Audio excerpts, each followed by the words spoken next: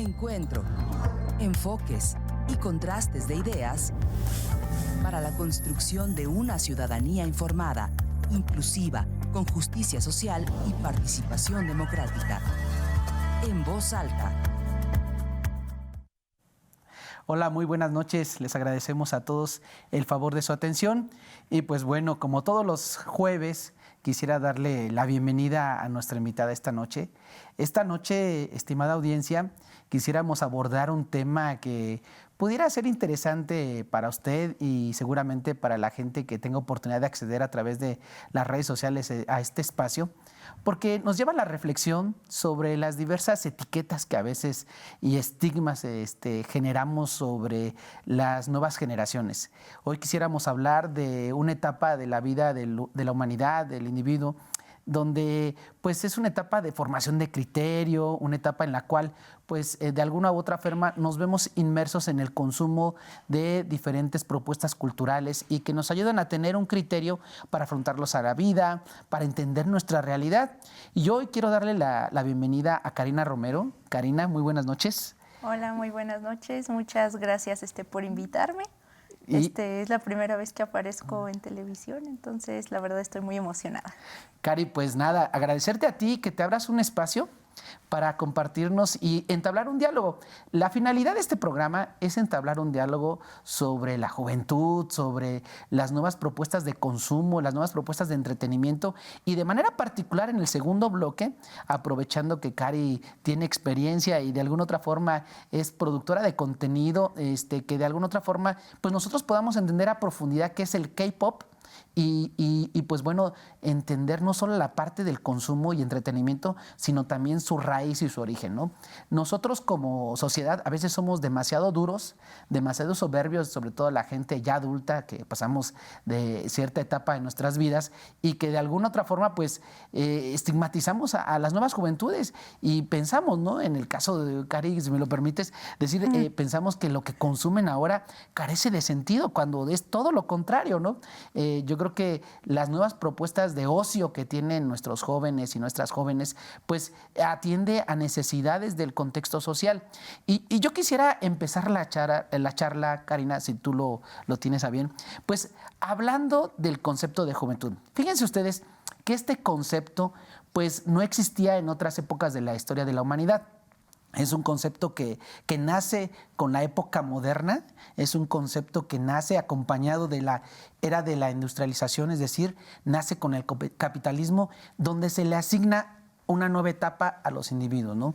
En la época griega, por ejemplo, de la niñez se pasaba a la adultez y es un concepto asociado a, digamos, a un tema de mercado, ¿no? A tal grado que en la época neoliberal y de la sociedad de la información, pues hay un exceso y un culto excesivo a la etapa de la juventud, Cari. Entonces, y este es un concepto que creo que vale la pena abordar porque nosotros somos muy severos a veces en cuanto a juzgar a los jóvenes y a las jóvenes y a les jóvenes y que de alguna otra forma no entendemos a veces esa desconexión que hay entre ciertos criterios de entender el mundo con estas nuevas generaciones. Y yo quisiera empezar este diálogo, Cari, preguntándote, ¿tú cómo ves a la sociedad? ¿Cómo ves esta comunicación de estas nuevas generaciones con generaciones que les antecedieron? Fíjate que cuando uno estudió la licenciatura, cuando uno pasaba por las aulas en la universidad, la gran discusión con nuestros profesores, mi generación, que somos la generación X, los que nacimos en los 60s, bueno, de los 70s a los 90s, la discusión era por parte de nuestros profesores, la generación Baby Boomers, que como tú lo sabes, pues son una generación que cuestionó al sistema, ¿no? Y que de alguna otra forma, gracias a esta generación de los baby boomers, se les llama así porque son la generación producto de las guerras y de las bombas, pues esta generación cuestionó mucho el sistema económico, el sistema social, el sistema ideológico que imperaba y de alguna otra forma fue el precedente para esta sociedad postmoderna donde existen derechos muy importantes para los y ahora jóvenes que tienen que ver, por ejemplo, con nuestra identidad de género, nuestra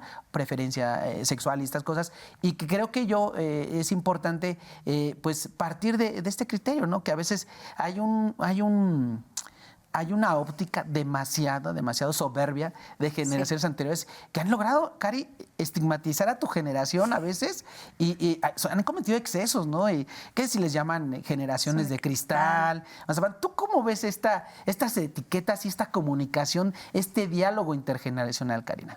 Me gustaría decir que justamente la manera en la que abordaría los temas sería desde mi formación académica, que es comunicación. Entonces hablaremos mucho de redes, de cómo se relacionan los jóvenes en estas, precisamente. Entonces yo creo que sí es totalmente contextual, ¿no? O sea, no podemos simplemente ir por la vida estigmatizando a las generaciones porque es diferente lo que vivieron ustedes y es diferente lo que han vivido nuevas generaciones. En mi caso, la verdad es que estoy en un limbo generacional que es entre los millennials y la generación Z, porque soy de 1997. Entonces viví este cambio tecnológico, pero a su vez vi parte del nacimiento de las redes sociales más populares del momento y a su vez también comparto ciertos ideales con lo que categorizan como la generación Z. En este sentido, me gustaría decir que las preocupaciones obviamente son diferentes. Ha habido muchas, ¿cómo se podría decir? Actualmente una preocupación muy grande es la priorización o la visibilidad de los grupos minoritarios.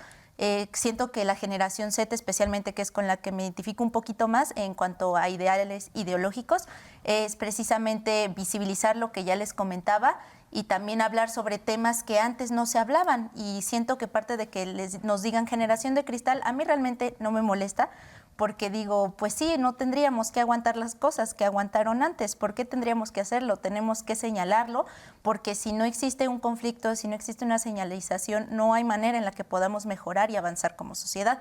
En ese sentido, el hecho de las diversidades sexuales, de temas sociales como el feminismo, o que obviamente el feminismo ya se abordó desde hace mucho tiempo, pero ahora se ve de otra manera, ha evolucionado, pues es porque señalamos cosas que antes no se hacían.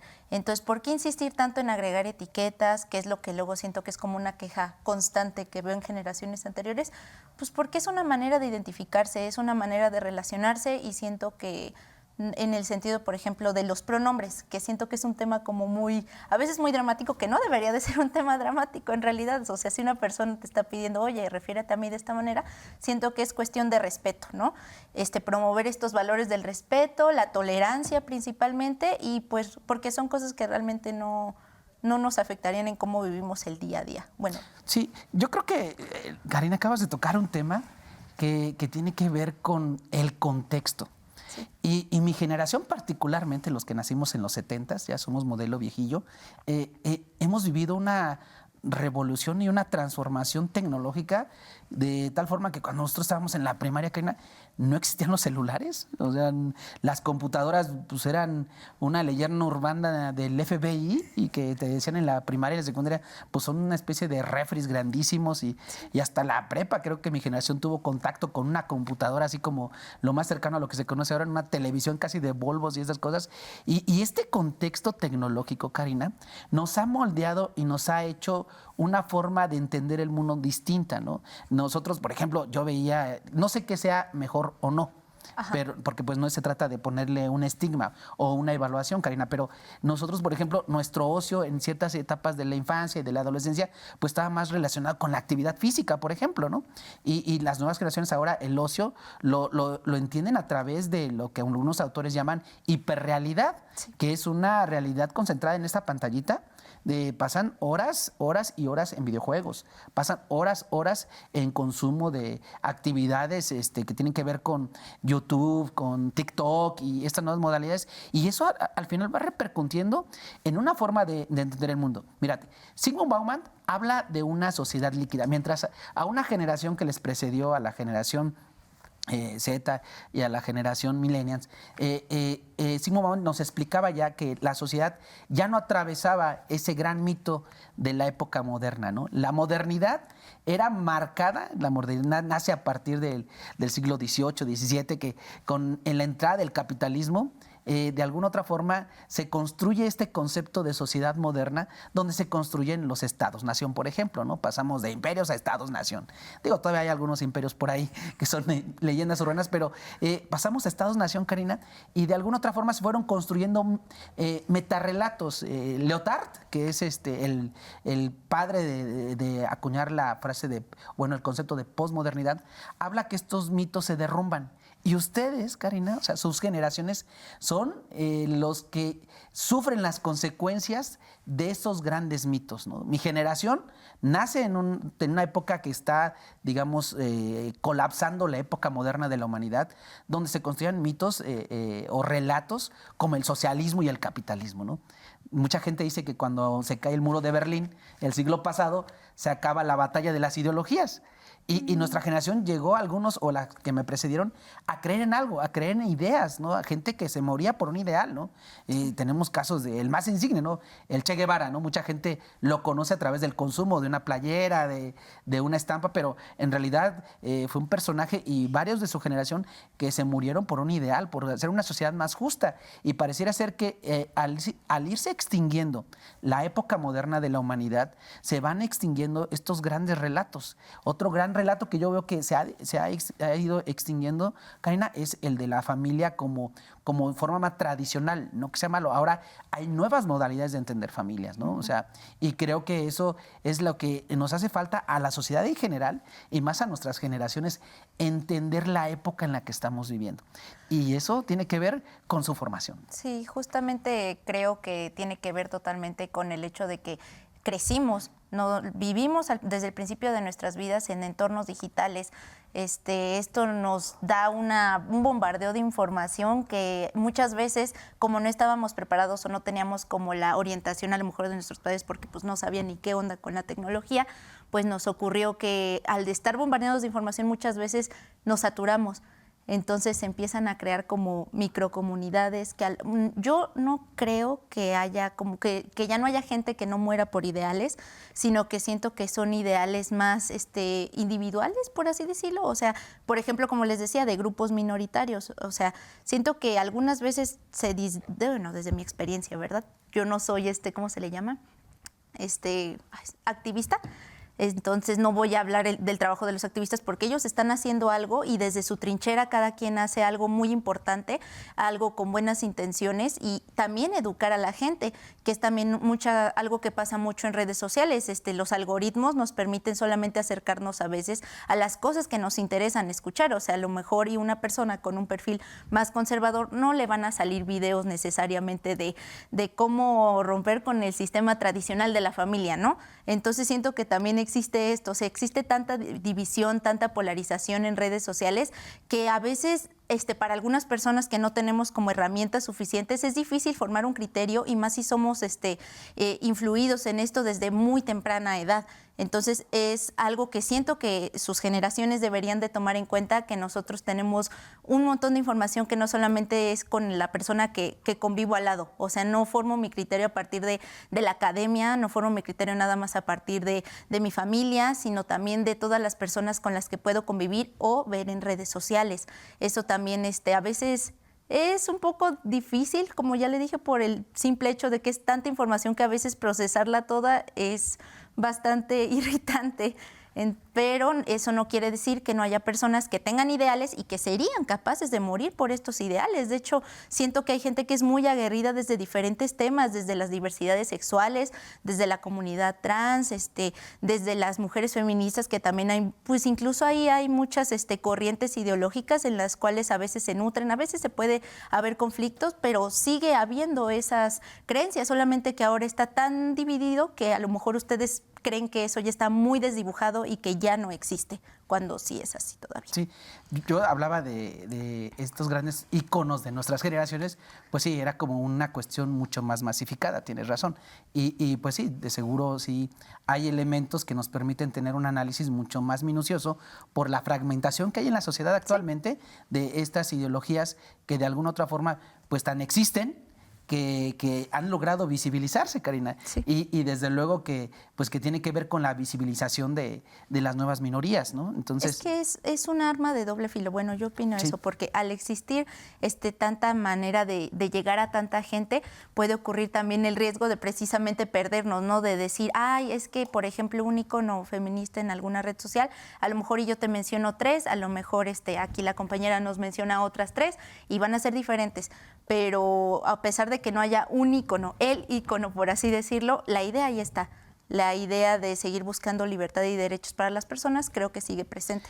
yo creo que sí hay íconos, ¿no, Karina? O sea, yo veo, y la gente, o sea, los influencers, parece ser que son sus íconos, ¿no? O sea, yo veo el éxito que tiene, por decir alguno, no sé si sea ahorita el influencer más común, pero Luisito Comunica, ¿no? Que es el que, porque hace viajes, he visto, y estas cosas, que va a lugares, a países, y a mí me llama un poco la atención ese tema, y lo veo, ¿no? Pero veo el número de seguidores y el número de intereses, y parece ser que los íconos de las generaciones más modernas, o más postmodernas, diría yo, pues están en este perfil de youtubers, de influencers, que de alguna otra forma sí tienen capacidad de influir ideológicamente en las nuevas generaciones. Qué bueno que toque ese tema, porque justamente se me hace muy importante decir que estos esquemas de las redes y la globalización del internet y todo el acceso que tenemos a través de nuestros teléfonos, que prácticamente ahí tenemos el mundo, me gustaría decir que justamente he sabido que YouTube,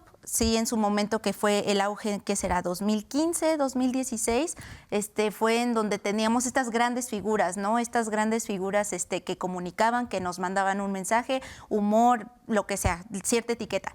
Pero a partir de que ya todo es más viral, o sea, tan solo veámoslo con las modas, ¿no? Las ondas duran una semana, un mes y ya de ahí ya mueren. Lo mismo pasa actualmente con los influencers, por eso es que es muy difícil que alguien se posicione y se mantenga tan arriba tanto tiempo como lo hicieron los youtubers en su momento, porque ahora la fiebre ya no es YouTube, hay que ser honestos. Es TikTok. La fiebre ya no es YouTube. ¿Y TikTok qué tiene? Viralidad, rapidez, videos cortos, etcétera. Que ahorita ya se está promoviendo los videos largos también, no quiero estigmatizar la red social para nada, hay cosas muy interesantes en poco tiempo. Pero a lo que quiero llegar es que TikTok tiene un algoritmo igual muy específico que, como ya les dije, te muestra lo que quieres ver. Entonces, al mostrarte lo que quieres ver, ya no está necesariamente... A lo mejor y si ubicamos TikTokers, ¿no? Así, por ejemplo, Chingo Amiga o los más populares, ¿no? Pero siento que también hay microcomunidades que se ven muchísimo más marcadas que los que seguían antes a youtubers tan grandes. Entonces está un poquito más desdibujada esa línea también. Por eso es que hay tantos influencers, pero no todos conocemos a todos los influencers que podríamos creer que son del momento. Entonces, de alguna otra forma, la inteligencia artificial es la moldeadora de las ideas, Cari. O sea, porque en realidad pues, yo veo varios, haciendo el escroleo, que es el pasar el celular así, veo contenido que sí tiene que ver con mis preferencias, pero también soy testigo de lo que el algoritmo les arroja a otras personas y digo, o sea, entonces la formación ideológica ahora será a través de la inteligencia artificial.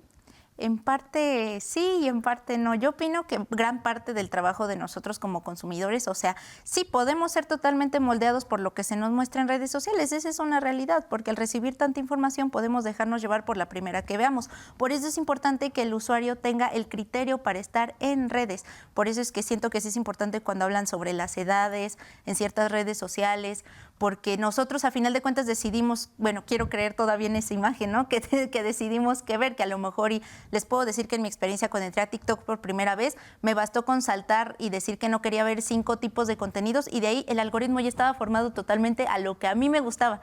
O sea, ya sabían lo que querían que yo viera. Sin embargo, de vez en cuando no está mal ver otros lados, no está mal ver qué es lo contrario de lo que dicen las personas que dicen lo que a mí me agrada, porque siento que a final de cuentas el poner a discutir esas ideas son las que forman el criterio, pero eso totalmente es como una lucha que tenemos los consumidores o prosumidores en estas redes sociales.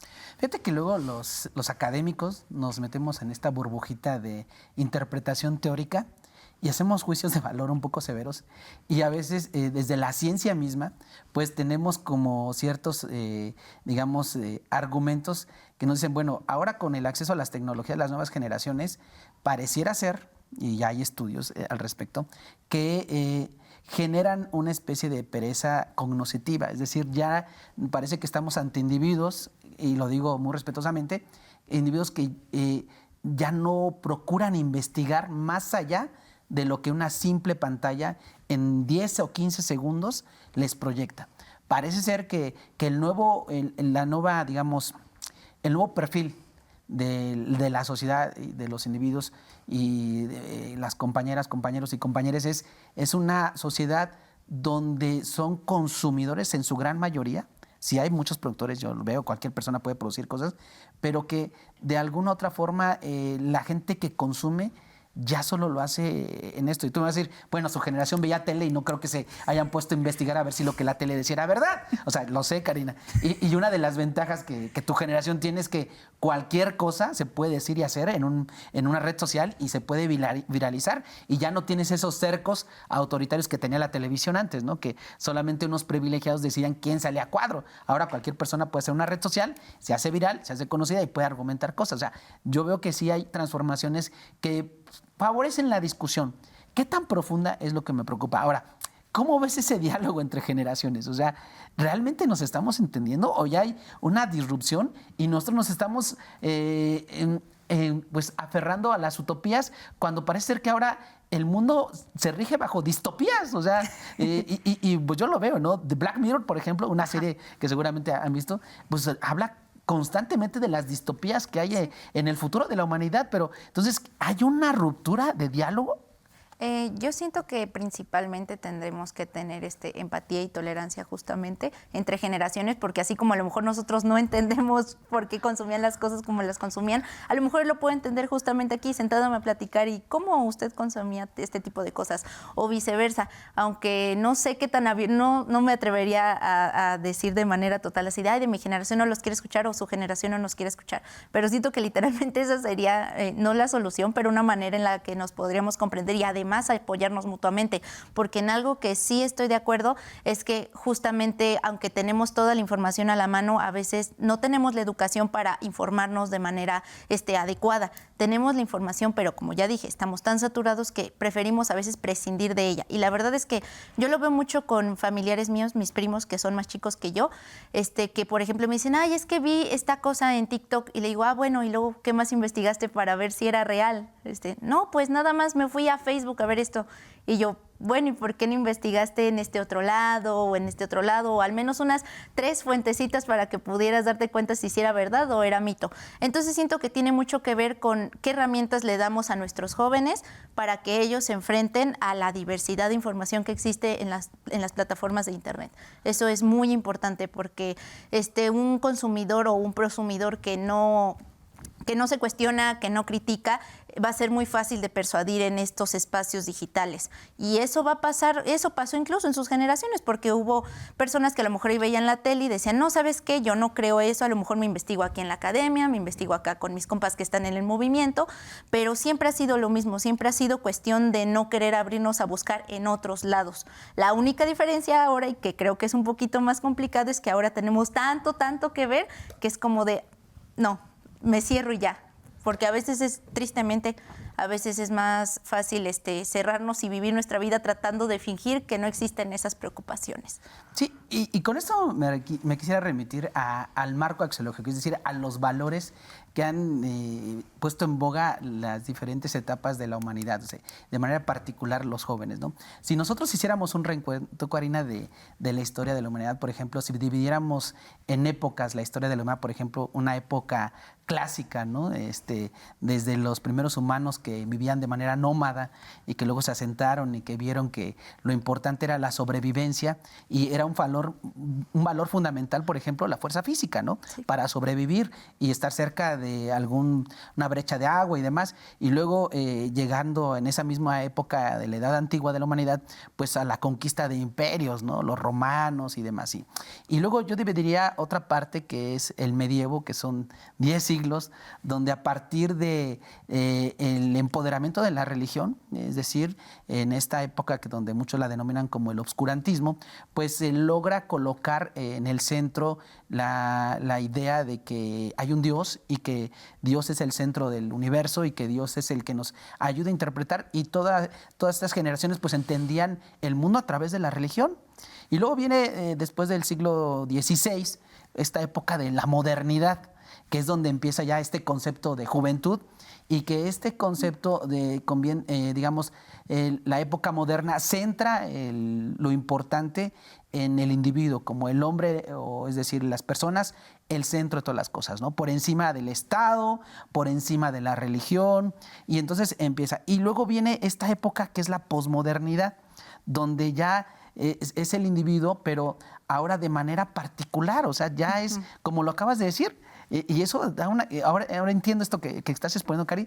O sea, el individuo, al verse tan fragmentado, pues cree de manera subjetiva. Pasamos de, por ejemplo, la ciencia, ¿no? Que la ciencia pues era la luz por la cual entendíamos cosas, y que ahora pareciera ser que todo se subjetiviza. O sea, todo encuentra una explicación a partir de mi experiencia personal. Sí. Porque antes el referente era científico. Antes, de alguna otra forma, pues la ciencia nos daba una luz. En el obscurantismo Dios nos daba una luz. Luego vino la ciencia en la época moderna, nos daba una luz. Y ahora en la posmodernidad, la luz es nuestra experiencia y nuestras emociones, Karina. Y creo que las redes sociales y la forma en la cuales ustedes están socializándose con el mundo les favorece para potenciar esas experiencias a través de las emociones y los impulsos. Sí. Estamos atestiguando una época de la sociedad de los impulsos, de la sociedad de las emociones, ¿no? Mientras en la época moderna lo sustantivo era la razón, ¿no? Pero eso es época del pasado y estamos atestiguando esto. Entonces, yo creo, Cari, que igual no sé si era mejor o peor. No, o sea, de verdad no quisiera poner esos estigmas, sino son momentos. Y ¿por qué doy este contexto, Karina? Por una cuestión que tú acabas de abordar que tiene que ver con la posibilidad de la alfabetización digital.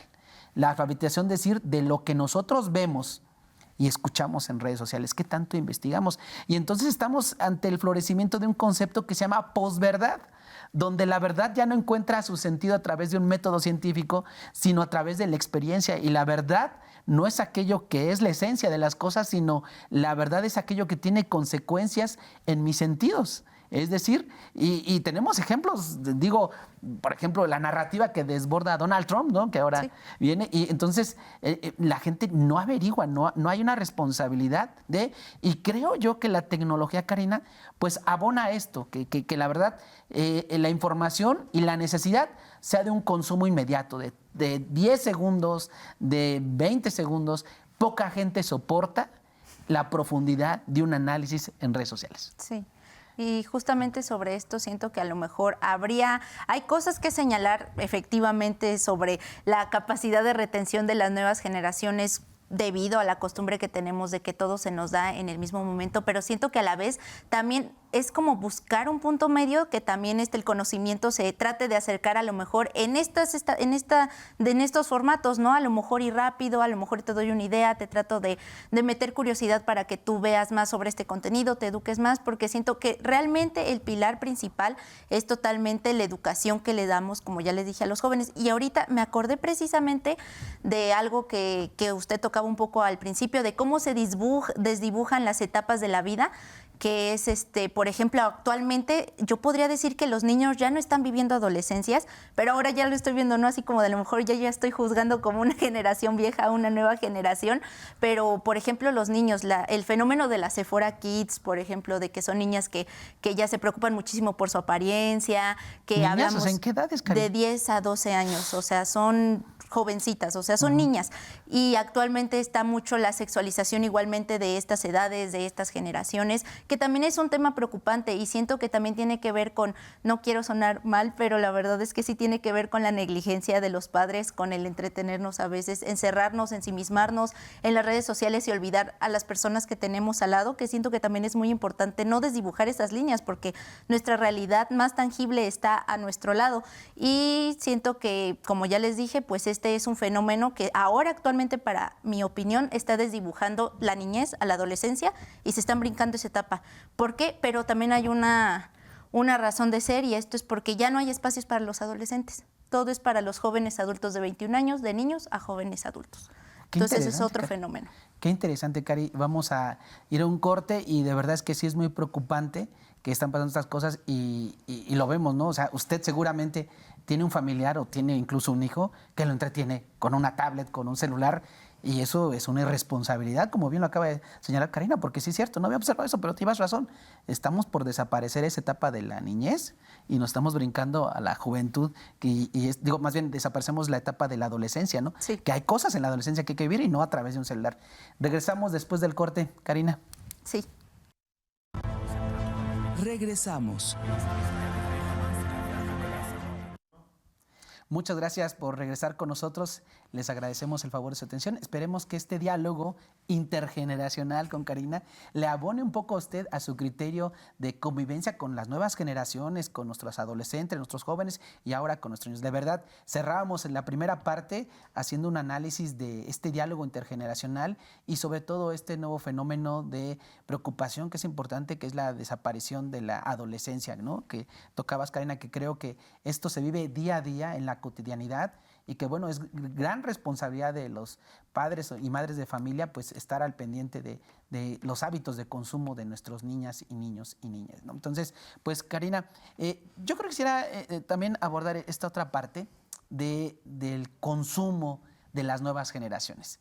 Fíjate que no quiero ser nostálgico, pero mi generación era feliz en el nirvana del rock and roll de los 90s y en los 2000, pues seguramente ustedes han escuchado los Cadillacs, a Caifanes, Maldita Vecindad, y nosotros le encontramos un sentido a la música, no solo de identidad y experiencia personal, sino también de comunidad. De hacer comunidad, digamos, estas formas de interactuar en nuestra generación, pues era de alguna otra forma también antisistema. A lo mejor no sé si tengas el dato, pero en México, por ejemplo, se prohibió el rock un tiempo, ¿no? Era prohibido el rock and roll, ¿no? Después de un conciertazo que hicieron en Avándora, donde la banda se rebeló y consumió ciertas sustancias ilegales y además, pues bueno, pues hicieron un buen rap ahí en este tema, ¿no? Y a raíz de eso, pues vinieron ciertas prohibiciones, porque la juventud de los 60s y los 70s iba a colapsar a la idiosincrasia mexicana. Entonces, veíamos y atestiguamos un consumo que también, Cari, nos generó estereotipos absurdos, ¿no? Eso en cuanto a la música, pero en cuanto hay otro tipo de consumo, ¿no? Vivimos y crecimos, y no porque esté mal, ni quiero que se tome como agresión a esas generaciones que crecieron con Jorge Negrete, con Pedro Infante, que son los clásicos del cine mexicano, por ejemplo, pero que de alguna u otra forma abonaron a estereotipos en cuanto a roles, en cuanto a actividades de nuestras generaciones, ¿no? De tal forma que alguien de mi generación tiene muy presente la carga existencial que implica ser varón, que implica pues, ser proveedor, por ejemplo, ¿no? Y que ahora, afortunadamente, estamos atestiguando generaciones que ya no tienen nada que ver con esos roles, ¿no? Entonces, quisiera en esta primera parte, ¿cuáles son digamos, los nuevos consumos de ocio y de entretenimiento y qué nuevos roles estamos adoptando con las nuevas generaciones? ¿Cuáles ves tú, Karina? ¿Cuáles veo? Pues es que en realidad la verdad es que en el que yo más convivo que creo que son actualmente sí unos populares, que es justamente el consumo de la música K-pop, así como de la cultura anime y del manga. Entonces, he notado mucho que precisamente al vivir en una era globalizada ya somos más propensos a consumir contenido extranjero principalmente. En esta era de la globalización nos llama la atención qué es lo que hay del otro lado de la frontera, qué es lo que nos ofrecen, porque en realidad uno creería que en otros lados se escriben las mismas narrativas y no es así. O sea, muchas veces a lo mejor, en mi caso, en mi infancia veía las narrativas que teníamos aquí en México o influenciadas por Estados Unidos a través de Disney, de las películas de princesa, los clásicos, y después en mi adolescencia empiezo a empaparme de la cultura japonesa y entonces termino siendo encantada porque era algo diferente a lo que yo estaba viendo y lo que necesitaba era como esa frescura. Entonces siento que actualmente estamos más tentados precisamente a ver qué es lo que hay del otro lado del charco y eso nos puede traer un enriquecimiento cultural muy interesante porque hay obras, no solo, pues de hecho hay un chico, no recuerdo su nombre actualmente, es un chico chico que es de Perú, que hace música inspirada en el K-pop precisamente, pero él canta en su lengua nativa. Entonces son barreras que antes existían y ahora se desdibujan y nos permiten dar estos nuevos contenidos que son nuevos, que son frescos y llamativos. Sí, es interesante, de verdad. Yo tengo una hermana un poco más chica que tú y es fanática del K-pop, ¿no? Hace poco creo hubo un concierto en la Ciudad de México. ¿El de Twice? Sí, y se lanzó por allá, ¿no? Y bueno, yo veo y digo, bueno, de verdad, pues yo no encuentro identidad en ese consumo, pero mi hermana me platicaba de muchas cosas que seguramente tú dominas mucho más y que tiene que ver con el K-pop, ¿no? Y en eso yo quisiera entrarle de lleno. A ver, o sea, los nuevos consumos, los nuevos hábitos de ocio de estas generaciones, pues están formando un criterio distinto, están observando el mundo bajo otra óptica. Y llevas razón, la globalización. Yo recuerdo cuando yo era joven, bueno, adolescente, hablar de Kiss era el contrabando de un vinilo que te lo traía tu tío del gabacho, de contrabando literal, porque si no tienes que pagar impuestos, y era difícil acceder a otro tipo de consumo de música, ¿no? Ahora con esta era globalizada, donde en un clic obtienes lo que quieres, pues bueno, pues creo que es interesante ver cómo esta facilidad ha logrado quitarle a Occidente el centro, porque no sé, el K-pop, a veces y lo digo con respeto, Cari, pero de verdad, a veces uno ve y ya no entiende, se desdibuja lo que es Occidente y lo que no es Occidente. Y esta parte eurocentrista incluso nos llena de muchos prejuicios. Pero yo quisiera que entráramos de lleno. ¿Qué es el K-pop? ¿De dónde nace? Y más o menos hacia dónde nos lleva en cuanto a la perspectiva del mundo. Para abordar este tema me gustaría citar a un autor, que de hecho aquí tengo mi cita anotada, entonces si me permiten, claro. Voy a hablar sobre el concepto de la cultura mainstream para Frederick Martel, quien dice que el mainstream es lo contrario de la contracultura, de la subcultura, de los nichos de mercados. Para muchos es lo contrario a arte. Sin embargo, el término mainstream puede tener dos interpretaciones, tanto positiva como negativa. La positiva podríamos decir que prácticamente es cultura que se acerca a todos, cultura democratizada, pero también a su vez lo negativo podríamos decir que es cultura barata, cultura que no tiene fondo, etcétera. Y en este caso yo categorizaría el K-pop como la cultura mainstream de Corea del Sur, que es el origen principal de esta industria, porque la verdad es que quiero empezar justo por ahí. Para mí, y desde lo que he estudiado y de lo que he vivido escuchando esto, es que el K-pop no es un género. Siento que es algo que también la gente a veces se acerca a esto y es como de, ay, ese género no me gusta. El K-pop no es un género, sería una forma muy reduccionista de verlo. Es toda una industria que justamente contiene muchos géneros y me gustaría un poquito más adelante precisamente mostrarles dos ejemplos de dos canciones que suenan totalmente diferentes y siguen siendo parte de esto, siguen siendo K-pop, a pesar de que son totalmente opuestas. Entonces, no sé si para poder iniciar me apoyen con el video, con los videos.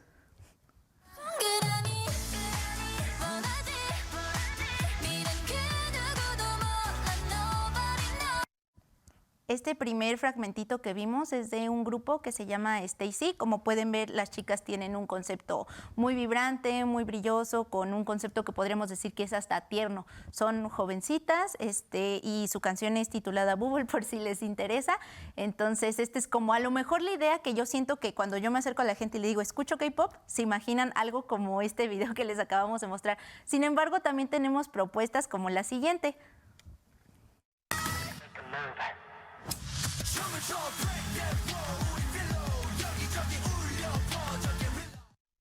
Este fragmento que acabamos de ver es del grupo 80s, quienes tienen mayor inspiración en géneros un poquito más pesados como el hip hop, y en esta canción específico que es Guerrilla, también en rock. En alguna parte de la canción también cantan con guturales, entonces no podríamos reducir el K-pop como un género que solamente nos imaginaríamos como STAYC en nuestra burbujita. Precisamente entendido como industria, quiero decir que el K-pop nació aproximadamente en los años 90. Y creo que uno de los más grandes referentes empresariales de esta industria es Lee So-man, quien creó uno de los grupos más conocidos en aquel entonces, que fue a principios de los 2000, si no me equivoco, que es HOT. con puntitos entre cada letra, que fueron la primera boy band de Corea. Y precisamente lo que caracterizó al K-pop en sus inicios fue que tomaron cosas que veníamos de Occidente. Por eso es que se nos hizo tan familiar cuando lo empezamos a escuchar de este lado del mundo, porque tomó inspiración de lo que en aquel entonces fueron las boy bands, la música más popular de Estados Unidos, principalmente Lizzo Man, se lo llevó a Corea, hizo todo un sistema de trainees, así se les llama a los chicos y chicas que se meten a estas empresas desde muy jóvenes para entrenar y convertirse en idols en el futuro si es que les va bien. Después hablaremos de estas partes trágicas de la industria, porque no todo es bonito, efectivamente. Y siento que parte de ser fanático no nos impide cegarnos y señalar estas cosas que son cuestionables. Pero en esencia, ese es el K-pop. Siento que es muy allegado a los jóvenes actualmente porque tiene muchas cosas que son cautivadoras. Tienen baile, tienen música entretenida, videos muy llamativos y además tienen una conexión importante con los fans, porque ahorita que usted mencionaba, siento que nuestra conexión actualmente es tratar de creer que hablamos con el otro, que es nuestro amigo más íntimo, etcétera. Y este esquema de idols permite que a veces ellos se relacionen de cierta manera íntima con los fans y eso crea una relación más estrecha. Pero ¿cómo lo hacen? Yo, por ejemplo, veía a mi hermana, luego sube estados de WhatsApp de conversaciones entre ellos y se centra, pero ¿cómo?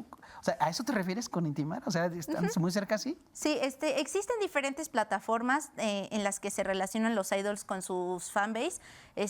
Hay unas en las que no estoy muy agradecida porque son esquemas de paga, porque a final de cuentas, como ya lo dije, es una industria, requiere dinero para seguir andando. Hay plataformas de mensajería como Bubble, que son pagadas. Los fans pagan una suscripción, no recuerdo si mensual, pero para poder ver como mensajes que solamente se ven en esa plataforma. Así de, no, pues hoy comí tal cosa, y es así como de, ay, estoy más cerca de mi hermana idol. Está abonando ahí. Ajá.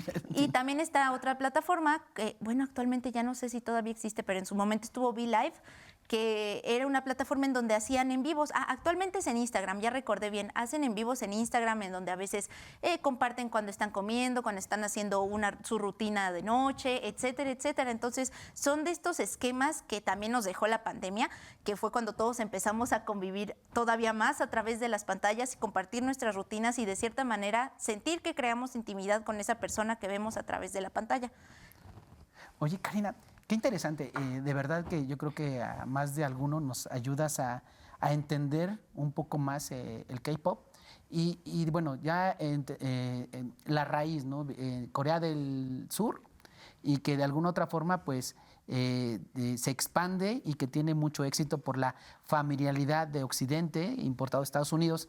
Y te quería preguntar más bien dicho, Cari, ¿cuáles serían las narrativas que desborda el K-pop? O sea, porque parece ser que hay también narrativas de protesta. Sí. Pero también hay narrativas de objetivizar, ¿no? Y cosas así, o sea, hay de todo, ¿no? O sea, no es una corriente, digamos, solo de reivindicación de ciertos valores, sino que parece ser que llegan a todos los gustos por las narrativas, ¿no? Narrativas de protesta, de lucha, pero también narrativas que son estereotipos que se habían superado, ¿no? Sí, justamente siento que otra cosa que también ofrece el K-pop, además de sus tantos géneros, como ya se los había mencionado, es justamente que puedes encontrar letras para todo. Puedes encontrar de esas letras que les llaman entretenimiento, que es nada más, pues, bueno, es que también está esa otra línea, ¿no? La barrera del idioma. Cuando no sabemos el idioma es así como de, ay, pues suena súper bien la canción, pero al menos yo tengo la costumbre y sé que en la comunidad K-popper tenemos la costumbre de buscar al menos qué dicen las letras para saber qué estamos cantando, y es precisamente que encontramos de todo. Encontramos letras que van desde lo más burdo, desde que nada más es para que bailes y ya, pero así como existe eso, también existen narrativas. Aquí me gustaría mencionar un grupo que es BTS, que tienen varias canciones basadas en novelas. O sea, son canciones inspiradas en novelas literarias que también tocan temas profundos, tanto como de aceptación, como de existencialismo, pero también tenemos en los temas de protesta. Actualmente a mí me gustaría tocar a un grupo que es G-Idol, pero antes de llegar a esto quiero poner un contexto rapidito. Bueno, yo escucho K-pop desde el año 2012, entonces me ha tocado ver una evolución de la industria pues de al menos unos 12 años más o menos. Entonces, ha ido cambiando. No es lo mismo el K-pop que se hacía en 2012 que el K-pop que se hace ahora. Los mensajes de protesta me atrevería a decir que apenas tienen menos tiempo que se empezaron a introducir, y de estos referentes tendría a G-Idol, que ellas traen un mensaje como más feminista, que a lo mejor, y si lo vemos de este lado del mundo decimos, ay, pues es que es un feminismo que está en pañales. Pero hay que tener el contexto de que en Corea del Sur realmente el feminismo es muy, muy, muy mal visto. O sea, las mujeres allá son muy denigradas. O sea, decirle a alguien feminista es un insulto.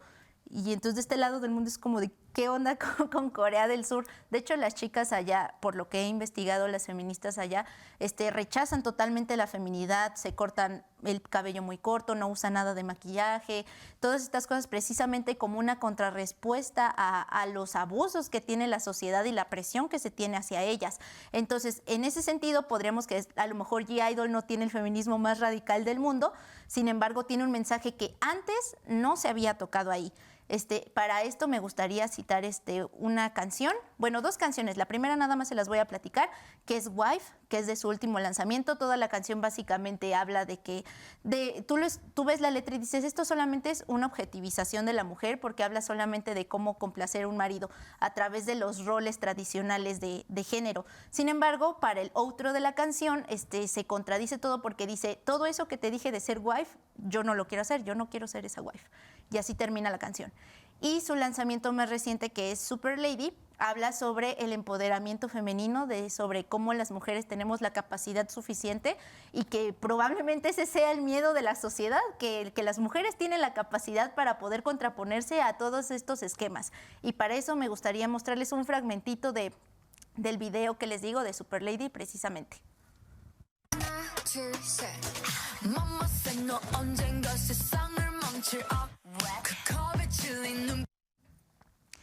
Bueno, si gustan buscar la letra completa, está en YouTube. Igual nada más le ponen G-Idol, Super Lady, Super Español, y ahí les va a salir para que la vean.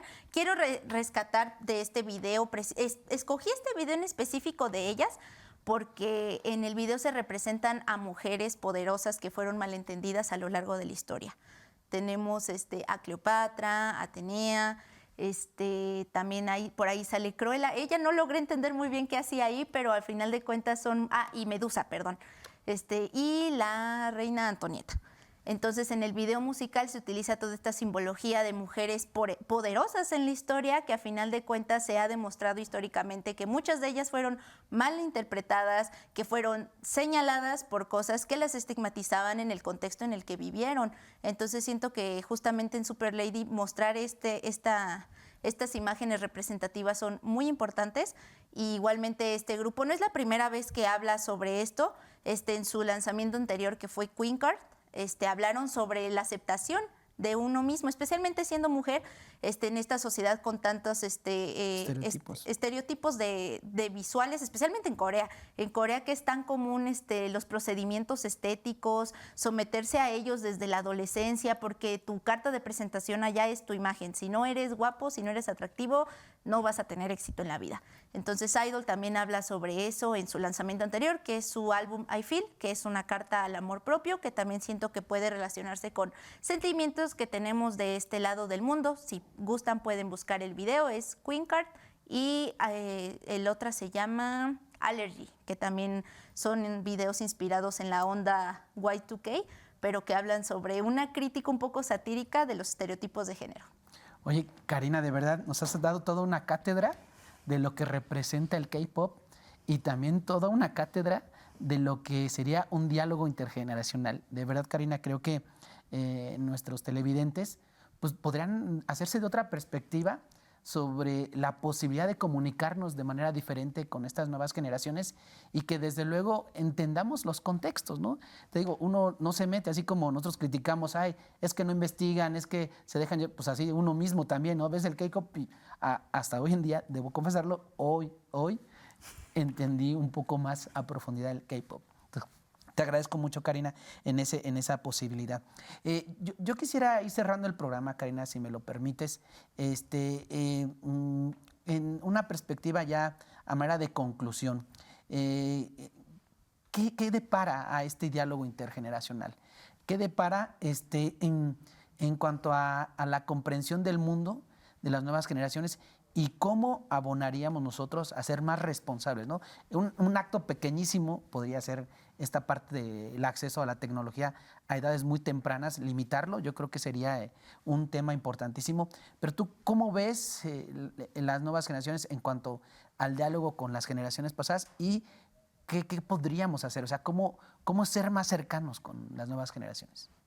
A lo mejor esto va a sonar muy individualista, pero yo siento que algo muy importante a lo mejor sería acercarnos primero a los que tenemos al lado, a nuestros papás, a nuestros hermanos menores, a nuestros primos menores, saber qué piensan, tanto nosotros como alguien mayor, como alguien menor, porque realmente incluso en personas que son 2 años, 3 años más chicas que yo, ya hay un mundo ideológico totalmente diferente. Entonces yo siento que lo primero es la iniciativa, pero tratar de tener los menos prejuicios posibles, tratar de quitarnos esas ventanitas que ya traemos, porque si no, no vamos a escuchar al otro. Esa es una realidad y eso va a pasar ya sea usted conmigo, yo con usted. O sea, tenemos que tratar de entrar sin prejuicios, escuchar todo y ya después a lo mejor y discutirlo e interponer ideas. Eso es principal, pero primero en la familia, primero con los más cercanos y luego en espacios como este en donde se nos permite hablar de estos temas.